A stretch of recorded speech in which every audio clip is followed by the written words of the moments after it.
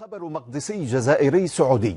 مشجعو كرة قدم جزائريون رفعوا لافتة تجمع وجهي الملك سلمان والرئيس ترامب بوجه واحد، وتحتها عبارة وجهان لعملة واحدة، بالإضافة إلى عبارة البيت لنا والقدس لنا.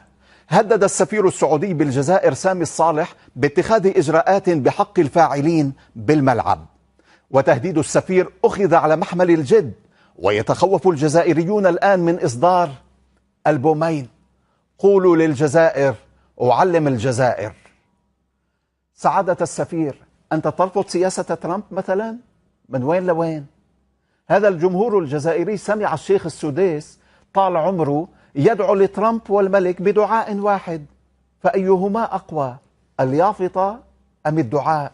بقيادة خادم الحرمين الشريفين وأيضا الرئيس الأمريكي العالم والإنسانية إلى مرافق الأمن والسلام والاستقرار والرخاء، ونسأل الله تبارك وتعالى أن يسدد الخطى وأن يبارك في الجهود. وزير الأوقاف والشؤون الإسلامية في المغرب أحمد التوفيق يكتشف أن مقاومة المستعمر كانت خطأ وبتحريض من الجهاديين الإسلاميين.